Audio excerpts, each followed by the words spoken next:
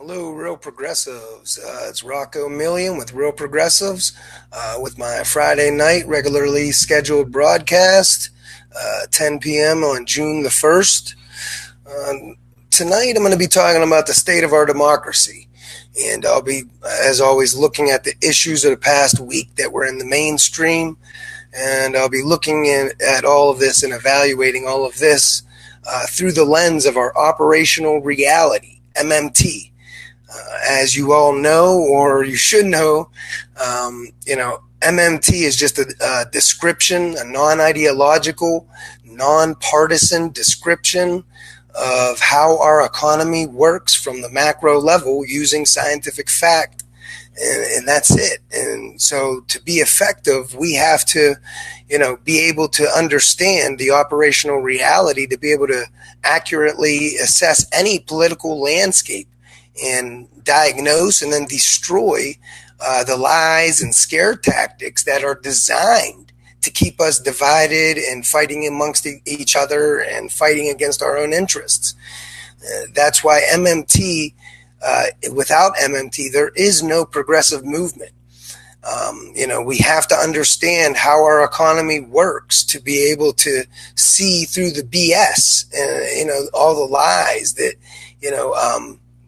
set up racism and set up classism and set up all these different problems, violence, addiction. We have to understand. And so that's why Real Progressives is so vital to our movement. And I think Real Progressives is turning a page in the revolution.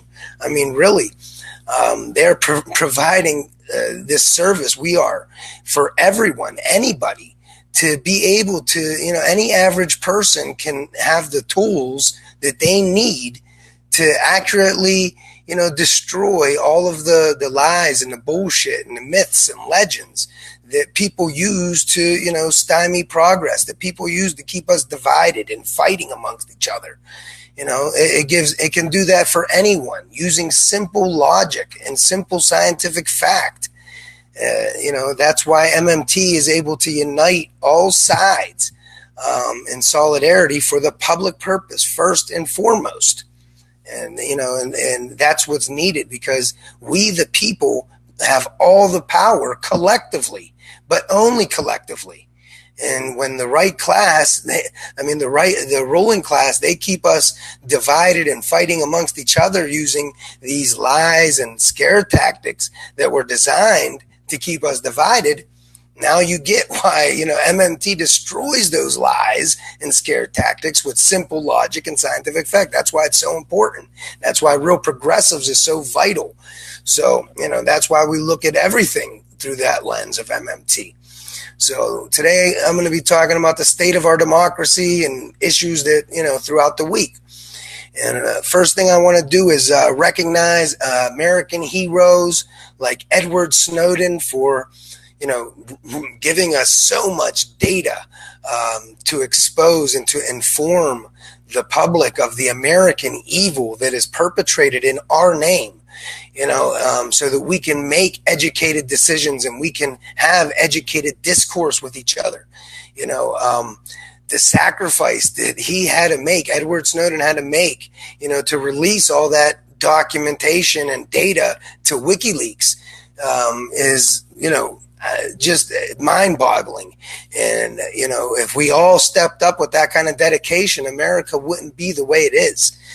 And, we have to also recognize people like John Kiriakou, the only man to do time over our nation's torture program. And he did time for exposing that torture program. All right. So that tells you everything you need to know about the morals of our government. When you hear, people talking about how RT is, state propaganda and it's just a propaganda arm of the Kremlin, that's just projection.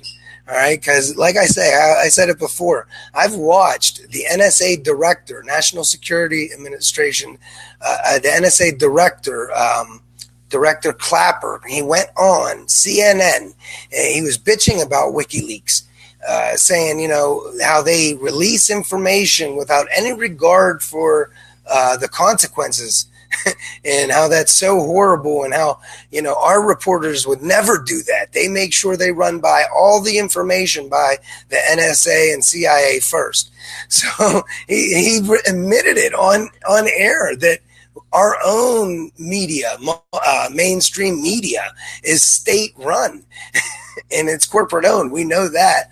So, and they want to talk about RT being that, and then WikiLeaks exposed the fact that our media, the State Department, used $600 million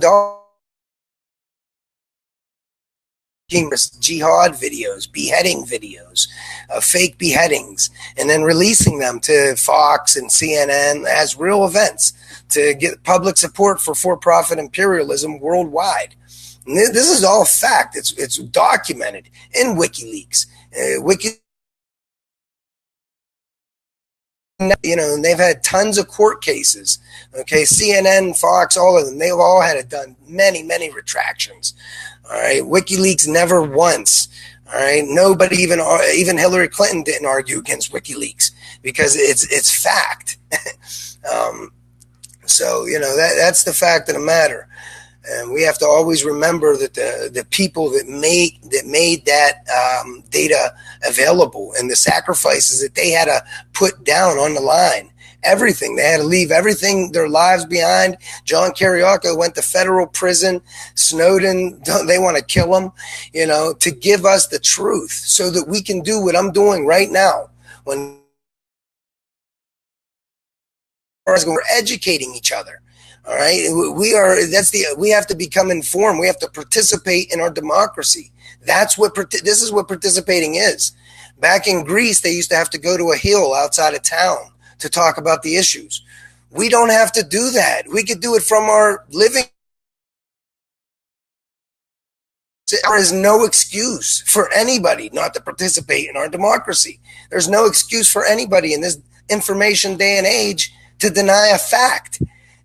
Come on, people. It's time to stand up and recognize reality. And it's not good. It's not good. First thing I'm going to talk about today is I've seen a lot of this has been trending on social media, and it's been on the mainstream, and everyone got an opinion about it. And it was surprising to me, not really surprising, actually it's expected, that the DNC and the mainstream like CNN and MSNBC were against it. And said all these things bad about it, when in reality, why would it be a bad thing to have President Trump talking about prison reform, sentencing reform? I don't care who it's with. It's always a good thing. Instead of CNN, and MSNBC taking this opportunity to truly focus on for-profit prisons, for-profit policing, things like the drug war, criminalizing nature and peaceful behavior. They could have been talking about how cops legally rob, rape, and kill people over flowers. Okay? But no, they want to talk about Russia, Russia, Russia. Oh my God, Russia's going to hack our democracy. They want to talk about all this crazy stuff about Russia and how our democracy is at risk. And the whole, but in reality, if they were worried, if the mainstream was worried about our democracy being hacked, they wouldn't be talking about RT being a propaganda wing. Okay, they would be talking about, the facts that the DNC was in court, admitted that they have a First Amendment right to rig their own primary. All right, they would be talking about the fact that the DNC was more comfortable with a Trump presidency than with a Bernie presidency, because the DNC was more concerned with beating the progressive wing of their own party than with beating Trump. That's a fact. So, and that's horrible for our democracy and for everything. It's just the Democrat and Republican divide is controlled opposition. So if you're worried about our democracy, instead of screaming and crying about Russia, maybe we should be looking at America right now. RT being, talk about Director Clapper going on CNN and admitting that our own journalists are state-run propaganda wing of our government. I mean, really. So, the fact of the matter is that they don't want to understand. They don't want to admit. Russia didn't get Trump elected. Let me say that again. Russia didn't get Trump elected. The DNC did that. All right. They're the ones that they wanted. They're the ones that put Hillary in above the person who consistently beat Trump by huge margins, Bernie. So, that's the fact of the matter. And so the state of our democracy is, when I look at it, is voter suppression at every angle. All right. The fact is, the Electoral College and gerrymandering are specifically designed to subvert the will of the majority of the 99%. And from there you look at, the fact we arrest people and charge them with felonies over flowers and take their right to vote. All right. We suppress the vote with, closing polling stations down, tons of them, and putting an undue burden on voters to stand in line for hours on end to vote when, these average people need to be working. So it's all in an effort to make them not vote, and then you look at the fact that the right-wing duopoly itself suppresses the vote. Because when you have two right-wing candidates, that's not a choice. And so people say, what's the point? And they don't vote. And that's all by design. All right.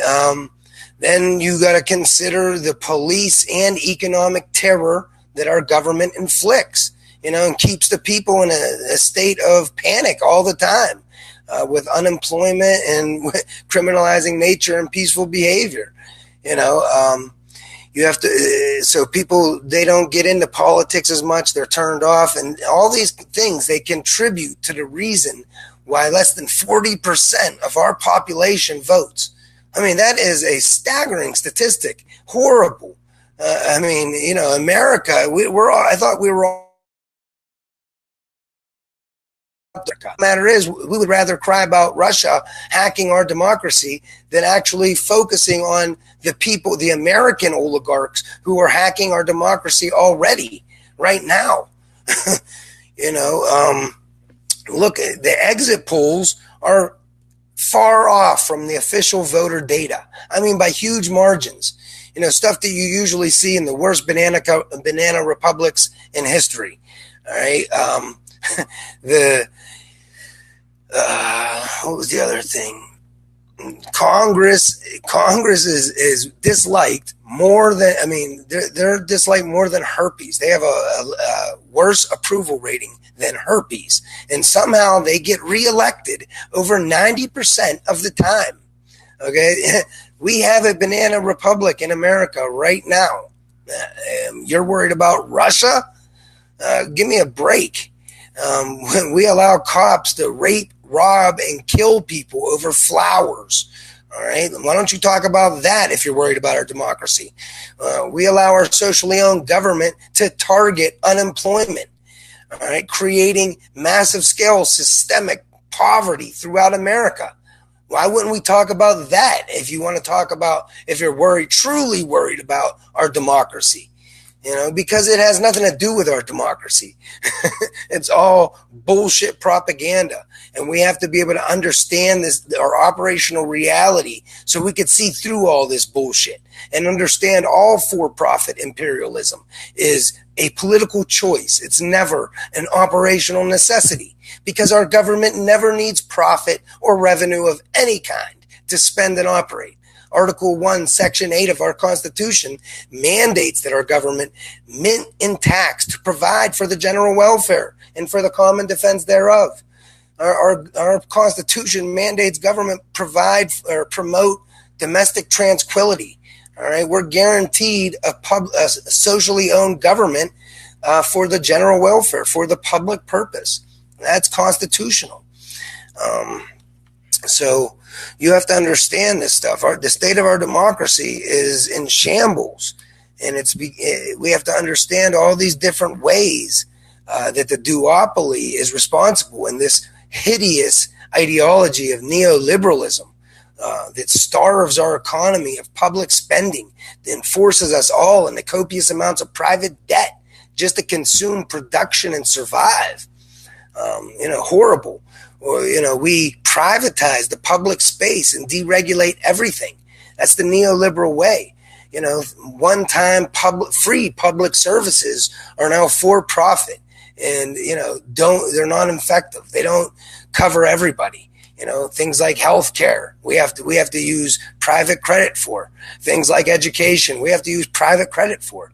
Everything. And both parties have been doing this from the 70s. They teamed up and killed the full employment policies of the New Deal. This ushered in the neoliberal era. Both parties ever since have been targeting unemployment, intentionally creating systemic poverty throughout America. Targeting unemployment also keeps a buffer stock of unemployed people for capital to wage war against labor with. It keeps all labor wages down, all working conditions down. This is how, this is wage suppression. It's, class warfare. Now your boss don't have to give you a raise. They have millions of people outside. So desperate, they'll do your job cheaper than you. They'll work for starvation wages. It puts downward pressure on all labor wages and working conditions. All right. That's what targeting unemployment is. It's horrible. We have to understand that our government taxation creates unemployment. All right. And only federal spending satisfies that condition with paid employment. All right. Government creates unemployment, people willing to sell their goods and services for dollars to survive. Unemployment, government creates unemployment so that it can provision society with all the real resources it needs for the general welfare as constitutionally mandated. Real resources like infrastructure, legal systems, sanitation systems. Government gets people to work and do these things when they're unemployed. They need dollars, so government gives them the dollars. And that's how government got us to stop living off the land and start working for society. All right, it imposed a tax on us in the private sector, instantly creating unemployment. And now it has the people it needs to provision society and get real resources using paid employment. So it's sadistic for our socially owned government to create more unemployment than it's going to spend dollars. It's sadistic for our government to target 5% unemployment, to maintain millions of people unemployed without spending the required dollars to satisfy that condition with paid employment, especially when you consider our communities are crumbling.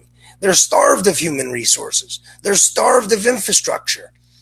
This is work that we desperately need for the civil society, for the general welfare. Think about, work like poisoned drinking water, collapsing bridges all over America, childcare, all kinds of work that needs done, that isn't getting done. The private sector will not do. And we have millions of people unemployed, and millions more underemployed as a result. More and more, because the next thing I'm going to talk about is Republicans. I've seen a lot of this. I get on both channels too, on CNN and Fox and MSNBC. A theme kept popping up that Republicans are supposed to be the ones for jobs, and Democrats are supposed to be about health care. And now both of these are patently false, and I'll talk about each, but a little bit. And it's very easy to see, again, if Republicans were truly for, jobs, and, we'll talk also about the fact that Republicans are coming out with work for welfare type programs right now and ideology right now. And actually both sides of the aisle kind of agree with it. Those even say people should work and shouldn't be dependent on, government. And but what this misses is our government targets 5% unemployment. So even if every single worker had the best job skills and every single worker had the most motivation, if our government still targets 5% unemployment, we will still always have millions of people unemployed and forced to be poor. I mean, that's just a fact. So, it doesn't matter how much training they get. It doesn't matter how much motivation they have. All right. If our government, and right now our government is targeting 5% unemployment. Right now, the Federal Reserve is raising interest rates to create even more unemployment, because at 4% unemployment, they think that's too much. Too many people are working. So they got to, give capital a bigger buffer stock of unemployed. So they raise the rates at the Fed. So now it entices rich people, instead of expanding their businesses and hiring more people, they'll buy bonds and get free interest. And so it creates more unemployment. It's how government targets its unemployment rate. And so, on one side of their mouth, they're saying, you need to work if you want welfare programs. You need to work if you want these life-giving necessities. And then on the other side of their mouth, they're actively creating systemic unemployment, systemic poverty. They're forcing 5% of the population to be unemployed. They're forcing many more to be underemployed as a direct result of that buffer stock of unemployed. So, it's just it's sadistic. And both sides go for this stuff. Both sides are right-wing neoliberals who put profit over people in society. And it's very easy to see if you look at the unemployment stuff. Both sides have been targeting unemployment from the 70s. Either side could have had a federal job guarantee and hired up every single unemployed person with a federally guaranteed living wage job program. All right, and we can maximize our productive capacity in a green, sustainable way that allows every single person the ability to derive good benefit from the economy and society. That's how you balance a consumer-driven economy. That would be the only way our socially owned government can satisfy its constitutional mandate to the general welfare. So, keep that in mind. And they were talking, we have the lowest unemployment in 50 years. The economy is it's doing great. And that, in fact, again, that's why they are raising rates. They think the economy is running hot. The whole thing is they want to try to take money out of the economy because they think too many people are working. But even at 3% unemployment, that's still millions and millions of people that are unemployed and poor. And, it's a buffer stock of unemployed that capital uses to drive everybody else's labor wages and working conditions down. I don't understand how people don't see this. But these are the right-wing lies that are used to keep us divided and keep us fighting against our own interests. This is the stuff, the natural rate of unemployment. This is complete bullshit. The natural rate of unemployment is 0. Of course. That's government's job. If government's mandated for the general welfare, how does it help civil society? How is it consistent with the general welfare for the government to target 5% unemployment and intentionally create millions of people unemployed and poor? That's not how you get civil society. That's not consistent with the general welfare. That's fascism. Like Ellis Winningham always says, a socially owned government is supposed to work for the public purpose and let the individual make what they can from the balanced economy that creates. All right. Our socially owned government is never supposed to work for the private purpose of the individual and make society make do with the profits. That's fascism. And that's exactly what we got. In fact, we work ourselves to death. They think that stoicism is good. Stoicism, whatever, how you ever say. People want to be stoic in the face of systemic economic terror. That ain't the way to go. That's not the right approach to take. That's how you get shit on. Look at Europe, look at France, look at South America. These countries will general strike over bus fare. They'll general strike, over the smallest thing. And here in America, we allow so much horrible, pointless austerity that kills, just like bullets. We allow it because we believe these right-wing neoliberal lies and scare tactics that were, designed specifically to keep us from uniting in solidarity for the public purpose, first and foremost. Because they don't want us to understand that our socially owned government can create dollars at any time by law from thin air to satisfy its constitutional mandate to the general welfare. And that would be by balancing the economy with a federal job guarantee.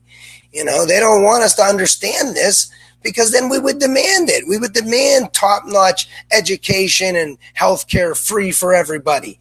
We would demand sustainable green energy. Now we would accept nothing less. That's why MMT is the revolution. When people want to ask me, well, what are you doing to change it? This is what I'm doing. And this is what you need to be doing. Instead of being a defeatist, get out there and start talking this truth, interjecting this logic everywhere it's needed. That's the only way we're going to get the real economic and social justice that we deserve. That is our birthright.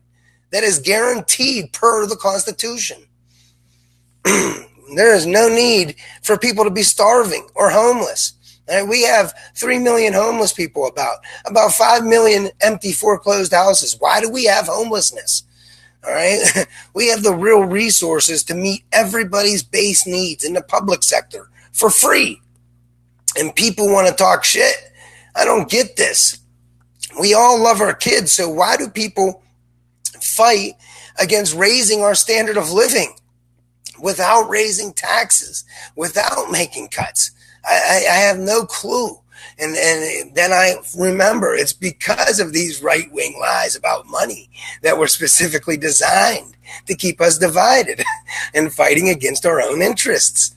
And that, and I was guilty of it. We all were, until we learned operational reality, MMT. Then you start seeing through all this stuff, trickle-down theory. Trickle-down theory leaves the bottom income distribution the first to be fired in an economic downturn. They're the last to be hired in an economic uptick. That means the bottom is always in a depression. They're always in pain. They're always precarious. Millions of people, that drags everybody's standard of living down. That makes society dangerous, dog eat dog, violent, addicted, drug-ridden. That's the root of the issue. So our economy is not doing well right now. It's doing well for the top. I'll share after this stream. I'll share a graphic from Pavlina Chernova, a world-class economist who done great work on the federal job guarantee, and I take a lot of my stuff from her. A lot of the stuff I say comes from her and from Ellis and from Stephanie, all the different people. And I kind of molded it into my own little message. But, it's all there. And I'm sure anybody can hear it if they listen. But now I forget what I was talking about. Oh, yeah, the graphic. So I'll share this graphic after. And it shows clearly that back during the New Deal, after a economic downturn, the recovery went primarily to the bottom 90% of America. And slowly but surely, that trend is flipped on its head. And now with neoliberalism in its peak in the 90s and on, it's completely flipped where, after that economic downturn in 2008, the global financial crisis, all of the gains, 100% of the recovery went to the very tip-top 1%. All right, and we actually lost market share in the 99%. We're in private credit up to our eyeballs. All right. And that's neoliberalism. You starve the economy of public spending. You privatize the public space and deregulate everything. Starve the economy of public spending to force us into private credit. All right. Then, because private credit always dries up, that leads to booms, busts, and bailouts that only help the rich. And government has to move back into a huge deficit position anyway to help the rich. So instead of all that, government can always deficit enough up front, targeting true full employment with a federally guaranteed living wage job for everyone who wants one, and balance our economy in a green, sustainable way that allows every single person the ability to derive good benefit from our economy and society. And then people aren't dependent on private credit to begin with. People aren't vulnerable to predatory lending to begin with. You're not going to get all these huge bubbles and these horrible economic recessions, because the federal job guarantee is an economic stabilizer, far superior to the economic stabilizers that we use today, like food stamps, welfare, unemployment insurance, because that's the thing this comes down to. We pay to keep people unemployed. We target unemployment, and then we pay because these people still need money to consume and keep the economy going. So that's called an economic stabilizer. When people lose their income and become unemployed, they get unemployment insurance, they get welfare, they get food stamps so that they can keep spending, and it dampens the recessionary pressure. But it's inefficient and inhumane, and it's corporate welfare. It's set up to give corporations tons of money, subsidies. We could do a far better job by our government targeting true full employment. It's an economic stabilizer that when people lose their job in an economic downturn or whatever, the federal job guarantee will catch them and keep them with an income in the public sector, doing useful, socially valuable work.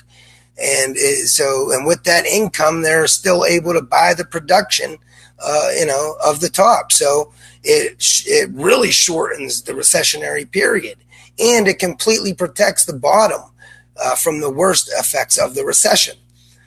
So that's just one of the great things about the federal job guarantee. There's many different revolutionary aspects, and I don't want to get into it all here because I'm talking about other things, but maybe I will in a little bit. So anyway, next they were talking about tariffs, and Trump kept on saying how, Canada was taking advantage of us, and how Japan and China is taking advantage of us, and all these people are taking advantage of us. And he was saying this, they're chairing them, and they're chairing these tariffs. I don't know if they understand that's going to make our stuff cost more. and the whole point of this is we should be, loving the trade deficit. The trade deficit can be a great thing. All right.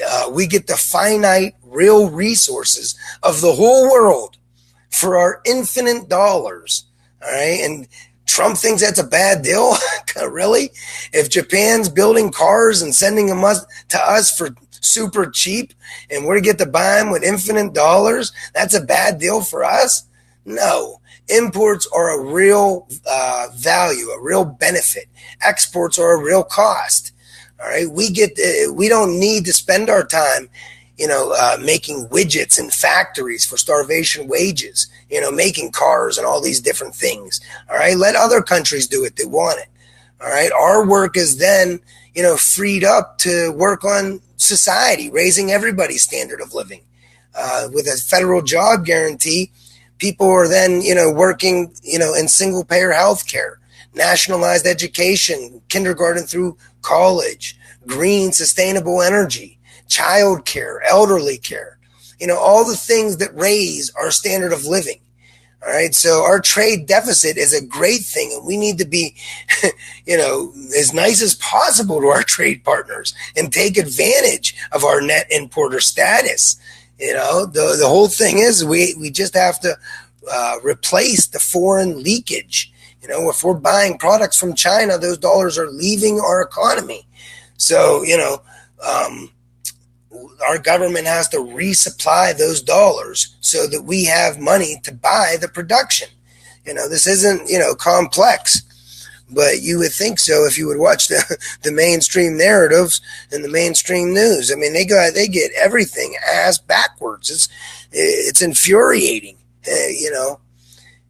once you understand things with the simple logic of our operational reality, it really gets infuriating, because you understand completely that, in for-profit imperialism, for-profit healthcare, for-profit justice system, for-profit education, it's all just a political choice. It is not an operational necessity. Our government never needs revenue.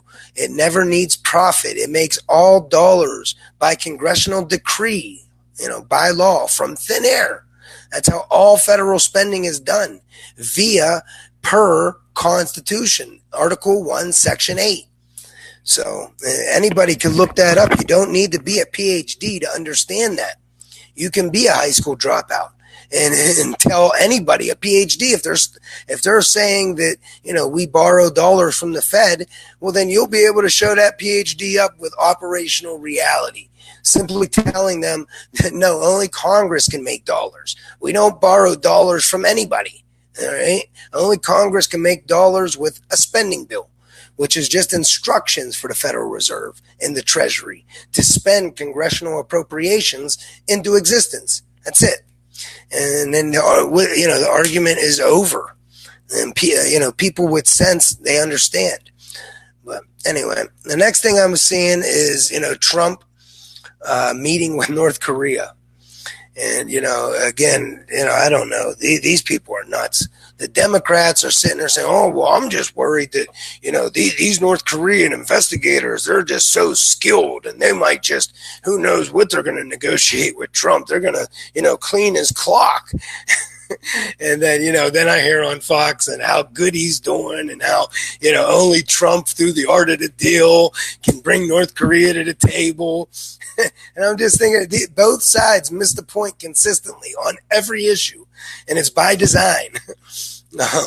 First of all, Trump didn't bring North Korea to the table. North Korea has had an offer for many years to forego all nuclear ambitions. All they want in return is a international peace treaty with teeth, enforced by the international community. And I don't blame them. And they also want all U.S. forces pulled out of the peninsula. That's not radical. All right. So Trump didn't bring them to the table.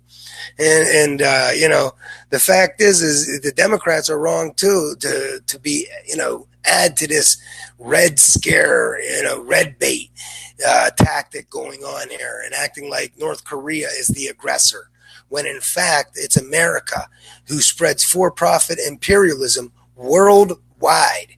We spread more death and destruction than any superpower in the history of the world, by far.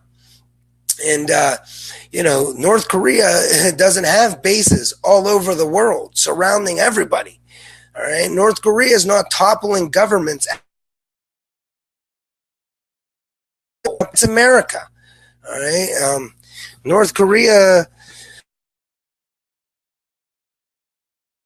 everything that they say, North Korea isn't, they're not the ones that have the biggest nuclear arsenal in the world. And they're not the ones that showed a capacity to use that nuclear arsenal on a civilian population. That's America, Yeah, could I read the Constitution? Absolutely. If I had a copy of it right in front of me, I would, but usually I look it up on my phone and I check it out then. The jobs of automation. Yeah, that's a great, I'll talk about that real quick. I got to talk about North Korea first. But I'll get back to that. Remind me about the automation. But anyway, so Trump with North Korea, and they have to, North Korea looks around. If you put yourself in their shoes, they look around the world and they see what America's been doing. We ripped up, we sat at the table with Iran in good faith and came up with a agreement, and we just ripped it up. And then they see what happens when we got Muammar Gaddafi in Libya to give up their nuclear ambitions. And then, virtually overnight it was toppled, and they let Muammar Gaddafi get raped in the ass with a bayonet. So I don't know how North Korea could ever even sit at the table in good faith with America, but they're willing to try. So I'll give them credit. They're not the aggressor here. All right. The whole thing is we are the aggressors, and we don't want them because of the strategic implications with China, And the whole thing is, again, for-profit imperialism, the North Korea's intentions are known. They're the known variable in this. Okay, the only intentions that are murky and mysterious is America.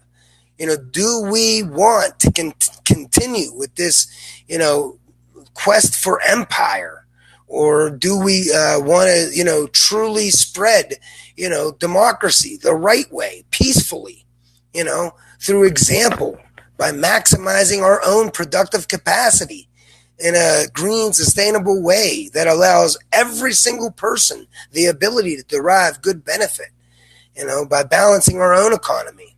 I guarantee you all these other countries will follow suit naturally. And if they don't want to, we don't need them. Even if if the rest of the world suddenly didn't want dollars anymore, all right, big deal. We have the ability, we'd have to ramp up domestic production again. That's all. I mean, we have huge production capacity. All right. We're already net energy exporters. And energy is more than feasible nowadays. Anything oil can do, hemp can do better. And that could be a stopgap until we get 100% green, sustainable energy infrastructure throughout America. And think about all the jobs that would create. All right. Now, to go to automation real quick, if automation comes along, great. And it could do all the horrible jobs, great. Let it do everything. All the shit, that we don't want to do. Well, you're not going to want a robot to deliver a baby. You're not going to want a robot to keep you company in an old folks home. You're not going to want a robot to do a lot of different things. So, we're still going to need, people to do things. That argument's been around from the beginning of time. At one time in America, we needed the majority of Americans to participate in farming, so just to produce all the agriculture needs of our country. And mechanization came along, and the doomsdayers screamed bloody murder and said how everyone would lose their jobs and everyone was going to die, and nothing happened. Now only 1% of the population is needed to produce all of our agriculture needs and the world's. And and as a result, our standard of living is raised, because then we're able to focus more on the arts, focus more on science. We're able to focus our jobs more on society, raising everybody's standard of living. That's the whole deal.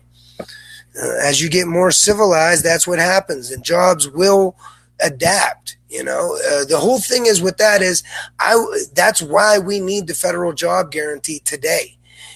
Because then as the private sector moves to more automation, the federal job guarantee will naturally absorb any displaced labor as a result of that automation in the private sector. But right now, private sector production, is a small percentage of that is automated. So we have a long time before that actually comes. And if it does come and we don't have the federal job guarantee in place, if we don't have this democratic means of production in place already, then it's going to be a lot harder to get the population on board with seizing the means of production. And if capital, the 1%, have the means of production, and robots, only robots are needed for that production, then you could see very quickly how problems are going to be coming up for the 99%. So you want a federal job guarantee in place, and then people start to understand and they start to trust that can it better than the private sector ever could. And then, people are conditioned to, so when problems do present themselves in the private sector with automation or whatever, then people are more likely to have government seize the means of production for the general welfare of society. And also think about, Star Trek, they still had jobs, even when you watch Star Trek, people had jobs. So I can't imagine a time when there's not jobs available, but all right. But back to North Korea and stuff. It's ridiculous. We project everything we say about these people that are supposedly our enemies. We, in fact, are guilty of these charges in spades. And we need to understand that. So, any more questions? I'm going to go back to, I forget what I was talking about. I wanted to go back to it to explain it now that I have a few extra minutes, but I don't remember.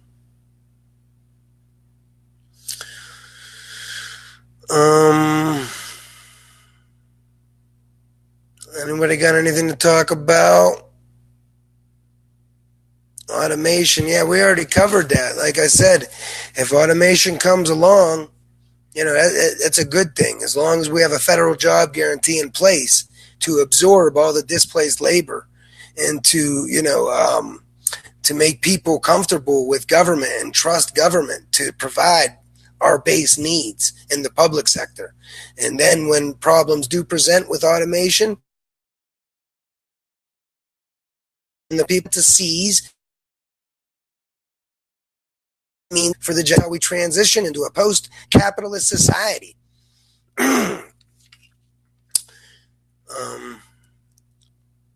Yeah, I wanted to come back to one other thing though too. I was talking about how our operational reality works in the Star Trek economy. No, I don't know, Lance. I didn't see that one.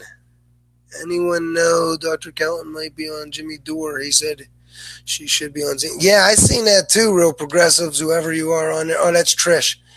I seen that too. Boy, that would be nice. Yeah, the death toll from Hurricane Maria, Rob. I'm not sure what it is, but that's horrible. I know that. And look at the death toll from the Puerto Rico one, yeah, where it's in the thousands, and the official death toll is like 83 or something, or some crazy number like that. Is that what you're referring to, Rob? Yeah, I want to see Stephanie go on Jimmy Dore. I would like to go on Jimmy Dore, really, and talk about our operational reality. I feel confident enough to talk about this with anybody, and I think I could get any sensible person to, see things my way, to see things our way, the right way, the way they actually work, So yeah, that's horrible, Rob. What he's talking about is the official death toll for Hurricane Maria in Puerto Rico was like 64, I think, or something like that, and now it's close to 5,000 people in reality. That's a huge discrepancy. On accident. The whole thing is what's going on in Puerto Rico is just horrible. MMT can definitely rebuild Puerto Rico or Flint, Michigan, or anywhere. That's the whole point of this. Think about having armies of unemployed people. We have millions of unemployed right now who would give anything to have living wage work. We can have armies of these unemployed people going into Puerto Rico right now and rebuilding everything, infrastructure, rebuilding in a green, sustainable way. Okay. But instead we starve Puerto Rico of public spending, and we privatize the public space, things that our government is supposed to do. Our government is mandated for the general welfare, not to make money for the 1% at society's expense. But that's exactly what we see over and over again. Puerto Rico is a glaring example of this. Again, our government always has infinite spending power. We could always buy anything for sale in dollars.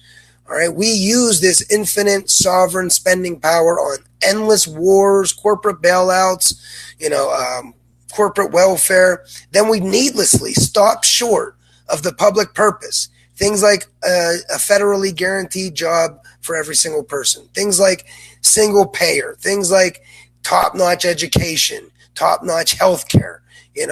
Green, sustainable energy. And instead we inflict economic terrorism. We inflict artificial scarcity that kills more than drugs and guns combined. And people are okay with this. Not only okay, people cheer it. They think that they're rugged. They're rugged and they can, survive anything, and they, just keep your chin up, grin and bear it, keep going forward. Pick yourself up from your bootstraps. Ignore the systemic economic terror inflicted. Ignore the police terror inflicted. Think about happier things. Think about nicer thoughts. Because thinking about the truth, that makes us feel sick to our stomach. That makes us feel, ill and bad. We don't want to feel bad, so ignore that stuff. Think about happier times. Look away as the Jews are being led to the oven. And that's not hyperbole, that's fact, because people in America right now are being raped. They're legally raped, robbed, and killed by cops over flowers. That's not an exaggeration. If a cop thinks that you have a flower inside you, you got weed inside you, they can take you to the hospital and have you medically raped for hours on end. Physical examination after physical examination. This girl in my town, when they did the exact thing to her, she had vaginal tearing. They did it for 5 hours. They knew after the first examination and x-ray, she had no. Doing is a torture technique to get information about dealers and other people so that they could use civil asset forfeiture laws and policing for profit to belongings and cars and seize their. And this is out across America. This is another glaring example of the fascist stuff that our government does right in front of our eyes. Our police department should all be fully funded so they never have to participate in policing for profit, just to stay operational. And we should not be criminalizing nature and peaceful behavior. All vice needs to be legalized and regulated for the public purpose, for the general welfare. Because the black markets don't care about addiction. They don't care about society.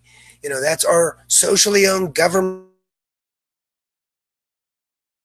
authority overall. The chance I didn't see against neoliberal Nancy on Tuesday. I don't know. After all, the DNC, when a push comes to shove, they pick their candidates anyway. So, really, I would like to say, yeah, but I don't know. I don't put much.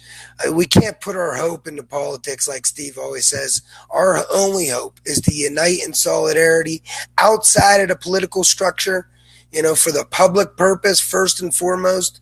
You get, 20, 30, 40, 50% of the population taking a day off from work.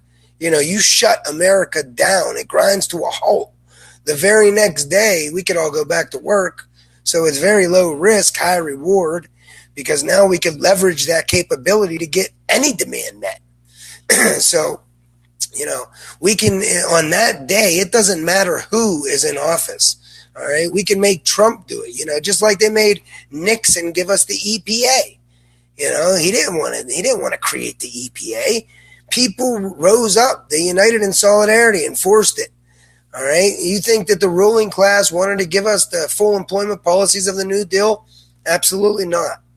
They didn't want to balance the economy for 40 years and have the majority of federal spending go to the bottom 90%.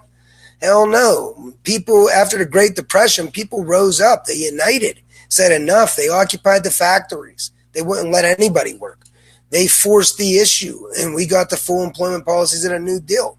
We went from the Great Depression to the #1 world superpower with deficit spending to invest in our society, in our productive capacity.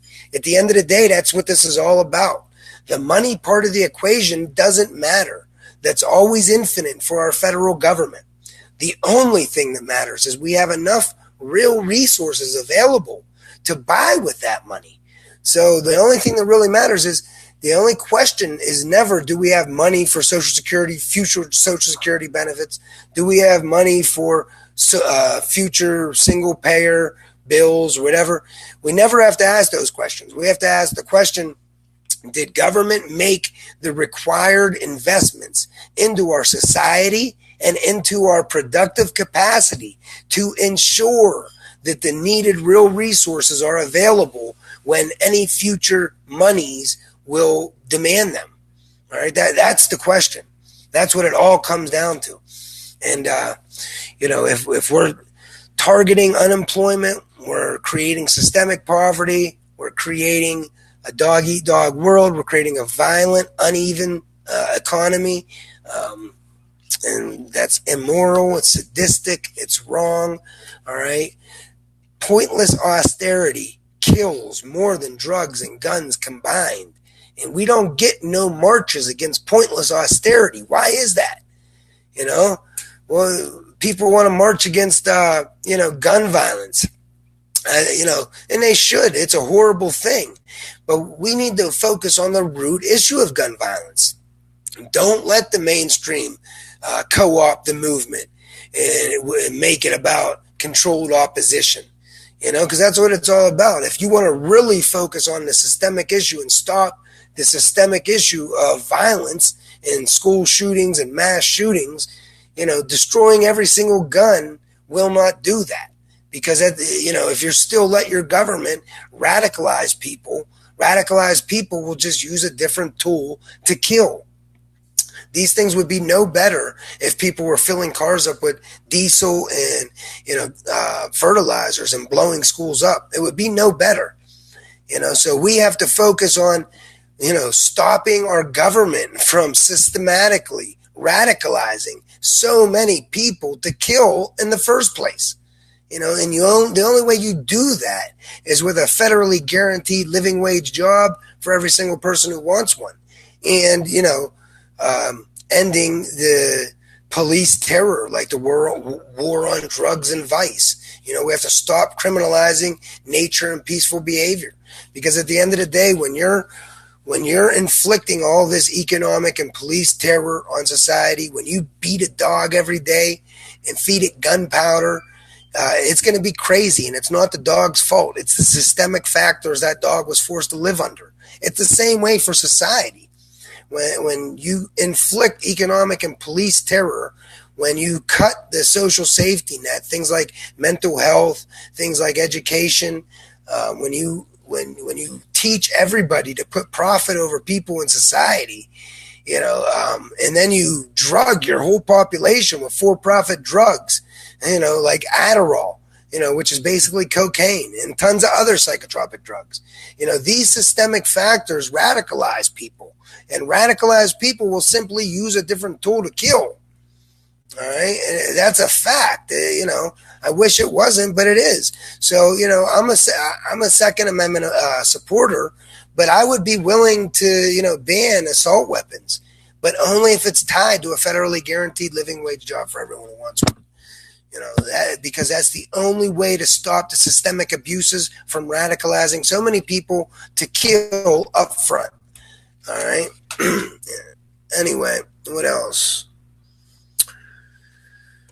That's, Carmen. I absolutely agree.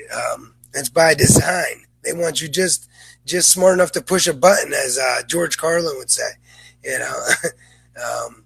It's all by design. They don't want you to think about they don't want people having critical thought, and that's the whole point of using all these different methods, this social hierarchy, Wait a minute. Oh, I'm sorry, guys. 1 second. I don't know how I did that, but I messed up. Okay. Yeah, it's all about using the social hierarchy to keep us divided. People at the top, they don't want to help the people at the bottom because they believe the lies and scare tactics that were designed to keep us divided. They believe that money is finite. So if they help the people at the bottom, that means they're going to get less at the top because money's finite. But that's not how it works. Money's not finite. Money's infinite. Only real resources are finite. And we're resource rich in America. We have the real resources to meet everybody's base needs in America for free in the public sector. Again, and if government is paying teachers to educate, if government's paying doctors to administer health care, we don't have to charge the end user. Again, government doesn't need profit or revenue to spend and operate. And these services are they're essential public goods. They're essential for civil society. They're socially valuable in their own right. So government doesn't need to charge the end user. You can't have a civil society without smart, healthy populations to produce all of your future needs. And it's the same way with green, sustainable energy. This is all part of our productive capacity. We don't want to be depleting our own natural resources, and we don't want to have to poison ourselves in the process. So we need to be investing big time, aggressively deficit spending to transition into 100% green, sustainable energy today. Now, if you're worried about taxing the rich first, that's not going to get done. And if you have the caveat of taxing the rich before making government spend on society and save lives, then you're going to accept artificial scarcity that kills today until government gets its revenue up. And like I said, government never needs revenue. It makes dollars at will from thin air by the law per the Constitution, Article 1, Section 8. So government always has infinite spending capacity, regardless of federal revenue, regardless of the markets, regardless of the exchange rate. Our government can always buy anything for selling dollars because it makes all dollars at will from thin air by law. Again, I got to say that over and over and over again so people get it. Because we're drilled down on this stuff. When you watch on the mainstream news, all they say is taxpayer money this, taxpayer money that, or, how are you going to pay for it? Everyone wants free stuff, free stuff, free stuff. No, the only people that want free stuff is the 1%, all right, the ruling class. They want to live off the fruits of the 99%, keep the 99% in abject poverty. While labor produces all the real resources that the 1% use to live extravagant existence, off of the fruits of our labor. But we're the mooches. No, it's the other way around. All right. All right, guys, that's about all, I think. Too many tax loopholes to tax the rich. Let me see this. Too many tax loopholes to tax the rich right away. Taxing the rich would be awesome to balance the economy, but you can't tax them first. More laws need to be put in place. Yeah, the whole thing is, we could tax the rich at, 99% of their wealth today. That doesn't give the government $1 extra to spend. All right, we need to tax the rich for equality's sake, so that they can't have so much money to buy, influence with our government. But, really the 1% and their money is irrelevant, because if we get up, if we unite in solidarity, the people, for the public purpose, first and foremost, we can force our socially owned government to satisfy its constitutional mandate to the general welfare by balancing the economy with a federally guaranteed living wage job for every person who wants one. And on that, who cares about the 1% or their money at that point? We all have living wage work. We're not the precarious class anymore. All right. And all the money in the world can't stop the will of the collective. When we unite in solidarity, the 1% can have all the money in the world. They will not be able to buy influence of the government then. All right. Because the ruling class has no society to rule without the majority working. It's that simple, guys. Don't let these defeatists get you down. Don't let them suck you in. You got to put out this logic for operational reality. They want to tell you to accept pointless austerity. They want to tell you to accept pointless austerity because the national debt is somehow a burden on future generations. Again, it's another lie and scare tactic used to keep us divided and fighting against our own interests. All right, the reality is, the national debt is never a burden on anybody. All right, the whole thing is the national debt is a record of all dollars in existence. If our national debt was zero, we would have $0 in existence. That's the only way the national debt could be a burden to a monetarily sovereign government like our own, because we would have no dollars in existence. You guys getting this? The government's debt is our asset in the non-government. Every dollar the government spends is a liability of the government. It's the debt of the government.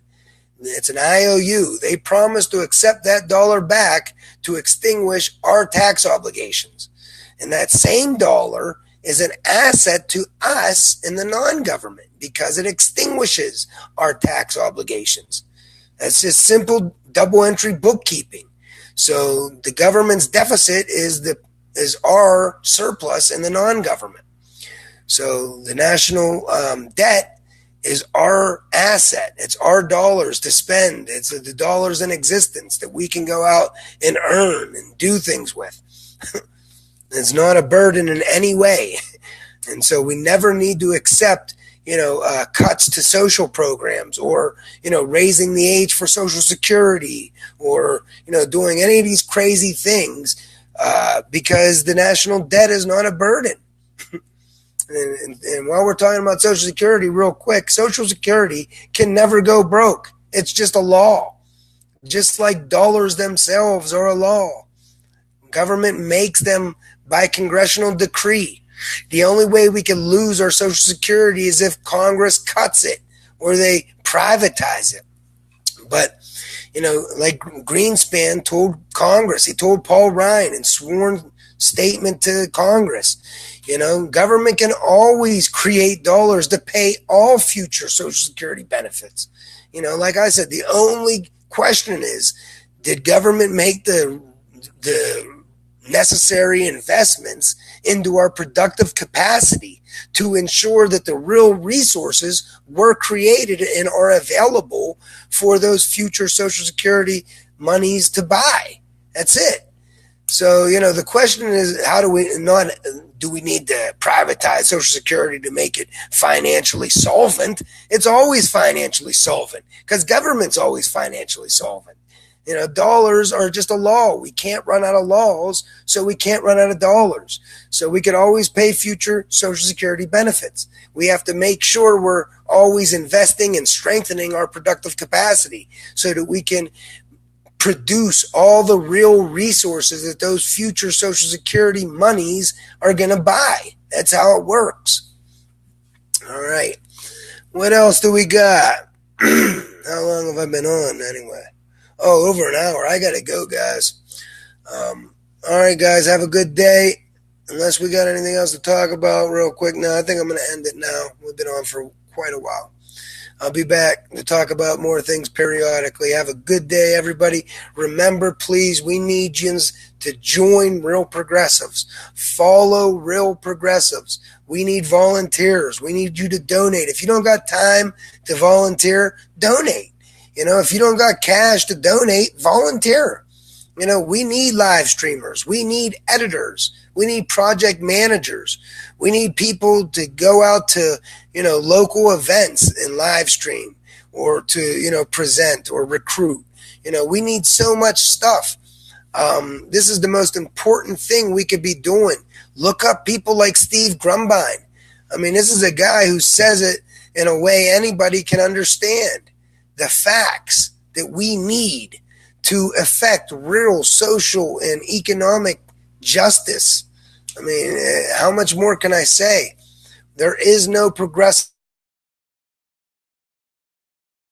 without MMT gives us the ammo that we need to destroy all the lies, all the scare tactics, all the myths, all the legends that were specifically designed to keep us divided and fighting against our own interests. Learn MMT. Look up people like Dr. Stephanie Kelton.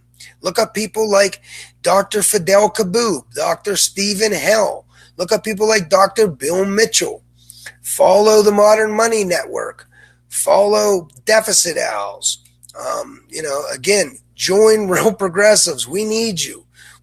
Don't be a defeatist. Don't let the ruling class suck you into that negativity. There is hope. There is hope. Every working class gain that we ever got has been got by clawing and fighting in solidarity collectively.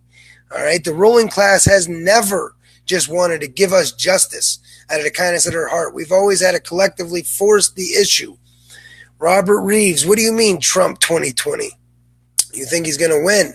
Yeah, well, the way the Democrats are playing, with putting right-wing people, and they're still suppressing the progressive wing of their own party. So, there's going to be a huge chasm on the left, The real progressives are not going to just mindlessly vote blue no matter who.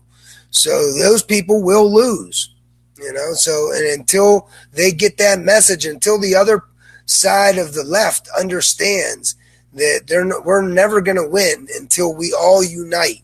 And we have to, unite behind our economic truth. Think about if we all dem exited today.